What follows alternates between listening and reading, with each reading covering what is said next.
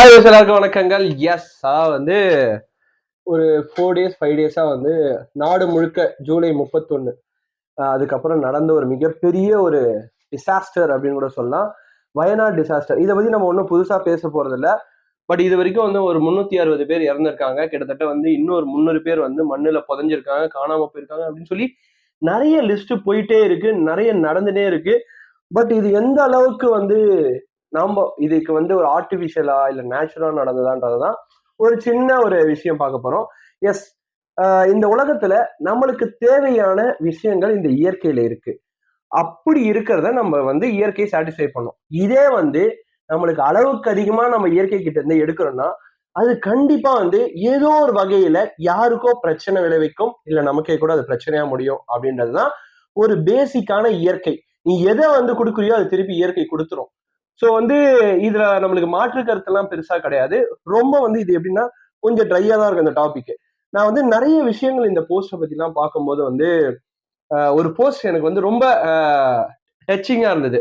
அந்த போஸ்ட்ல வந்து ஒரு ஸ்டார் போட்டிருந்தாரு, நீங்க வந்து ஒரு ஆடம்பர வாழ்க்கையை நோக்கி போகும்போது கண்டிப்பா அந்த ஆடம்பரம் வந்து ஸ்பைசியா இருக்கும், பயங்கர டேஸ்டா இருக்கும், எல்லாமே நல்லா இருக்கும். பட் கடைசியா அதை எடுத்துட்டு போய் விடுற பாதை எங்க இருக்குன்னு பாத்தீங்கன்னா ஒரு கெட்ட வழியா தான் இருக்கும். அதுதான் வந்து அவர் சொல்றாரு, நீங்க வந்து ஒரு விஷயம் பொறுமையா கிடைக்கும் அப்படின்னு சொல்லி எய்ம் பண்ணி அதுக்கப்புறமா இயற்கையோட ஒன்றி வாழ்ற வாழ்க்கைன்றது எல்லாம் மாறிடுச்சு. இப்பெல்லாம் ஸ்பைசி ஃபுட் தான் எல்லாம் எதிர்பார்க்கறாங்க. சோ அதுக்கேத்த மாதிரிதான் நம்மளுக்கு வந்து ப்ராப்ளமும் உண்டாகும் அப்படின்னு சொல்லி, இதுக்கு மேல்பட்டும் இதை நாங்க எதிர்பார்க்கல, இதை நாங்க வந்து கொஞ்சம் கூட எதிர்பார்க்கல, இதெல்லாம் நடக்கும் கூட நாங்க பார்த்ததுகளே கடவுளையும் நினைச்சது கிடையாது, இந்த காலநிலை மாற்றத்தை நீங்க எளிதா எடுத்துக்க முடியாது அப்படின்னு சொல்லி ஒரு தெளிவான கட்டுரை எழுதியிருந்தார். அது உண்மையாலுமே உண்மைதான். நீங்க பாத்தீங்கன்னா இந்த வயநாடு லேண்ட்ஸ்லைட் இப்போ ஃபர்ஸ்ட் டைம் இன் ஹிஸ்டரி நீங்க பாத்தீங்கன்னா நிறைய இமேஜஸ், இல்ல வந்து இஸ்ரோ எப்படி ஹெல்ப் பண்ணுவாங்கன்னா இமேஜஸ் இல்ல சேட்டலைட் இமேஜஸ் இந்த மாதிரி சொல்லி வந்து அந்த இடத்துல இந்த மாதிரி நடக்க போகுது அப்படின்னு சொல்லி நிறைய வந்து இஸ்ரோ ஹெல்ப் பண்ணுவாங்க, இல்ல மெட்ராலஜிக்கல் சென்டர் இவங்க வந்து வார்ன் பண்ணுவாங்க. இப்படிதான் நடக்கும். ஃபர்ஸ்ட் டைம் இன் ஹிஸ்டரி ஒரு டிசாஸ்டருக்கு வந்து இஸ்ரோ மேனேஜ்மெண்ட்டே களத்துல இறங்கி இருக்காங்க அப்படின்னா அதோட சீரியஸ்னஸ் எந்த அளவுக்கு இருக்கு அப்படின்னு பாத்தீங்கன்னா ஒரு ஜஸ்ட் லைக் தட் எடுத்துக்கவே முடியாது. ஒரு 8 மீட்டர் இருந்த ஒரு ஆறு கிட்டத்தட்ட 400 மீட்டர் அளவுக்கு வந்து பரப்பளவுல பெருசா இருக்கு அப்படின்னா அது ஆல்ரெடி இருந்த ஒரு வழி. ஃபர்ஸ்ட் ஆல்ரெடி இருந்த ஒரு வழி.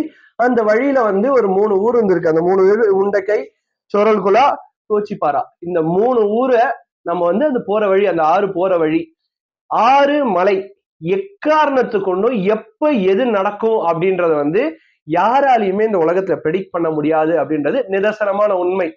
இது ஃபார் எக்ஸாம்பிள் இதை நான் பர்சனலா பார்த்திருக்கேன். என்னன்னா இப்ப நடக்கிற விஷயம் நீங்க பாத்தீங்கன்னா ஹிமாச்சல்ல இப்போ வந்து இதே வாட்டர் ஸ்லைடு நடந்து, அதாவது இதே லேண்ட்ஸ்லைடு நடந்து இந்த கேரளா நடக்கும் போது இதே மாதிரி வந்து ஹிமாச்சல்லயும் வந்து கிளவுட் பர்ஸ்ட், டிஃப்ரெண்ட் டேர்ம்ஸ், அதாவது வந்து டிஃப்ரெண்ட் டேர்ம்ஸா நம்ம கேட்கிறோம்.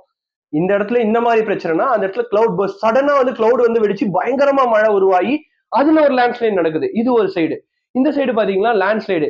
இந்த லேண்ட்ஸ்லைட வெறும் லேண்ட்ஸ்லைடுன்னு சொல்லவே முடியாது. ஏன் அப்படின்னு பாத்தீங்கன்னா எக்ஸ்ட்ரீம் பிரஷர் ஆஃப் வாட்டர், அதாவது ஒரு தண்ணி கடியில மிகப்பெரிய பிரச்சனை, அதாவது பிரஷர் வந்து உருவான பிறகு அந்த பிரஷர் தாக்கு பிடிக்க முடியாம அந்த மண்ணு கடியில அந்த தண்ணி பிரஷர் பர்ஸ்ட் அவுட் ஆகி கிட்டத்தட்ட 8600 ஸ்கொயர் கிலோமீட்டருக்கு அதோட பரப்பளவு எக்ஸ்டெண்ட் பண்ணி பயங்கரமா பரப்பளவு போயிருக்கு. ஏதோ வந்து 8 கிலோமீட்டர் அப்படின்றாங்க. கிட்டத்தட்ட ஸ்டார்டிங் பாயிண்ட் வந்து அந்த பிரஷர் உண்டவை லேண்ட்ஸ்லைடு ஏற்பட்டது 8 கிலோமீட்டர் வரைக்கும் அப்படின்னு சொல்லி துல்லியமா இஸ்ரோவும் களத்துல இறங்கி இதை வந்து சொல்லியிருக்காங்க. இது ஒரு ஜஸ்ட் லைக் தட் ஒரு சாதாரண விஷயமா எடுத்துக்கவே முடியாது. இட்ஸ் அலார்மிங் அப்படின்ற மாதிரி தான் இருக்கு. ஏன்னா நீங்க பாத்தீங்கன்னா வெஸ்டர்ன் காட்ஸ் ஃபுல்லாவே, நீங்க வெஸ்டர்ன் காட்ஸ் ஃபுல்லா எடுத்துட்டீங்கன்னா கேரளா, வயநாடு, அதுக்கப்புறம் நம்ம ஊர் உதகமண்டலம், அப்புறம் ஊட்டி, கொடைக்கானல், இடுக்கி, நிறைய ஊரு இட்ஸ் டூரிஸ்ட் ஸ்பாட்ஸ் எல்லாமே எடுத்துக்கலாம். எல்லாமே மலை தான். எல்லாமே வந்து மண்ணு, மண் சார்ந்த இடங்கள், மலை சார்ந்த இடங்கள், இந்த மாதிரி தான் இருக்கும். ஸோ வந்து இதுக்கு மேல்பட்டு இதுக்கு நம்ம எப்படி ஆக்ட் பண்ண போறோம், எப்படி இதை வந்து ஸ்டாப் பண்ண போறோம், இந்த மாதிரி எரோஷன் இல்ல மாதிரி இந்த மாதிரி லேண்ட்ஸ்லைட்ஸ் இதெல்லாம் எப்படி வந்து நம்ம எதிர்கொள்ள போறோம்ன்றதுதான் ஒரு மிகப்பெரிய கேள்வி. எஸ், அதாவது நிலச்சரிவை நம்மளால முன்கூட்டியே கணிக்க முடியுமா அப்படின்றது இங்க ஒரு மிகப்பெரிய கேள்வி. கண்டிப்பா கணிக்கவே முடியாது. அதுதான் நிதர்சனமான உண்மை. என்ன அப்படின்னு பாத்தீங்கன்னா அங்க பெய்யக்கூடிய மழையோட அளவு 20 சென்டிமீட்டர் பெய்ய போகுது, இல்ல வந்து ஒரு 10 சென்டிமீட்டர் பெய்ய போகுது, எக்ஸ்ட்ரீம் ரெயின்ஃபால் இருக்கு அப்படின்னு சொல்லி மழையோட அளவை நம்ம கணிக்க முடியுமே தவிர, இந்த இடத்துல இவ்வளவு லேண்ட்ஸ்லைட் ஆக போகுது, இவ்வளவு வந்து டெப்த்ல வந்து லேண்ட்ஸ்லைட் ஆகும், இந்த இடத்துல ஆகும் அப்படின்னு சொல்லி யாராலையுமே ப்ரெடிக்ட் பண்ண முடியாது. ஜஸ்ட் மழையை வச்சு அந்த இடத்துல நடக்கிறதுக்கான வாய்ப்பு இருக்குன்னு சொல்லலாமே தவிர வேற எதுவுமே பண்ண முடியாது. ஸோ இவங்க இஸ்ரோ எப்படி ஹெல்ப் பண்ணியிருக்காங்க இந்த வயநாடு டிசாஸ்டர் மேனேஜ்மெண்ட்ல இருந்து சீக்கிரமா ரெஸ்கியூ பண்றதுன்னு பாத்தீங்கன்னா, மே 22, 2023 எடுத்த ஒரு போட்டோவையும் இப்போ ஜூலை 31, 2023 எடுத்த ஒரு சேட்டலைட் இமேஜ், ரெண்டுமே வந்து ஹை எஃபிஷியன்ட் சேட்டலைட் இமேஜை வச்சு கிட்டத்தட்ட வந்து அந்த லேண்ட் ஸ்லைடு எங்க ஆரம்பிச்சு எவ்வளவு தூரத்துக்கு போய் எண்ட் ஆயிருக்கு அப்படின்ற அக்யூரேட்டான பர்டிகுலர் பாயிண்டை எடுத்து இஸ்ரோ மேனேஜ்மெண்ட் வெறும் போட்டோவை மட்டும் அனுப்பல, டைரக்டா மேனேஜ்மெண்ட்ல இருந்து கொஞ்சம் பேரு டிசாஸ்டர் நடந்த இடத்துக்கே போயிருக்காங்கன்றது ஒரு மிகப்பெரிய சப்போர்ட்டிவான விஷயம். எஸ், அதாவது வந்து இது எந்த அளவுக்கு சீரியஸ்னஸ் அப்படின்னு பாத்தீங்கன்னா, இன்னும் எதுக்கான டேட்டா நம்பர்ஸும் எதுவுமே எக்ஸாக்டா யாருக்குமே தெரியாது. அதாவது பாடிஸ் கிடைக்க கிடைக்க கிடைக்க சொல்றாங்க, அப்புறம் வந்து தொலைஞ்சு போனவங்க வந்து கேட்க கேட்க இவ்வளவு பேர் மிஸ் ஆயிருக்காங்கன்னு சொல்றாங்களே தவிர, கிட்டத்தட்ட 8 அடி 10 அடிக்கு மண்ணு வேற மூடி இருக்கு. யாருமே எதுவுமே ப்ரெடிக்ட் பண்ண முடியாத அளவுக்கு தான் இருக்கு. பட் இந்த நேரத்துல வந்து கை கூடி ஹெல்ப் பண்ற மிலிட்டரியா இருக்கட்டும், நேஷனல் டிசாஸ்டர்ஸ் மேனேஜ்மெண்டா இருக்கட்டும், அதுக்கப்புறம் வந்து லோக்கல் போலீஸா இருக்கட்டும், அங்க இருக்கிற மக்களா இருக்கட்டும், நிறைய பேர் தமிழ்நாட்டுல இருந்து போயிருக்காங்க. எல்லாருக்குமே ஒரு மிகப்பெரிய ஹேட்ஸ் ஆஃப். கண்டிப்பா இது இது எப்படி இருக்கு அப்படின்னு பாத்தீங்கன்னா, ஒரு பிரச்சனை நடக்கும்போது கண்டிப்பா ஒண்ணு ஆயிடுவோம் யாரா இருந்தாலும் சரி. பட் இதுக்கு மேற்பட்டு இந்த பிரச்சனை நடக்காம என்ன பண்ணலாம் அப்படின்றதான் இங்க ஒரு மிகப்பெரிய கொஸ்டின் மார்க்.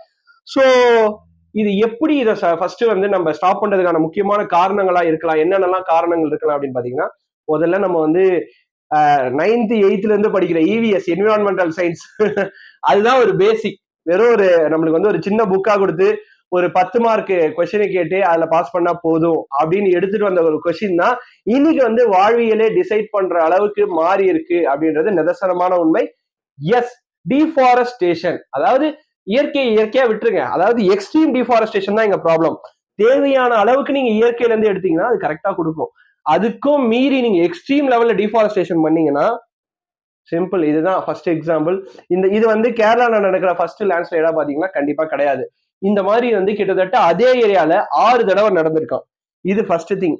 இந்த மாதிரி வந்து அதை தவிர்த்து இருக்க நிறைய ஏரியால ரெகுலரா நம்ம பார்த்துட்டு இருக்கோம். கேரளால ஒன்ஸ் வந்து மழை பெய்ய ஆரம்பிச்சதுன்னா பயங்கரமான வாட்டர் ஃப்ளோ, பயங்கரமான லேண்ட்ஸ்லைட் எல்லாம் எல்லா இடத்துலயும் நடந்துட்டு இருக்கு.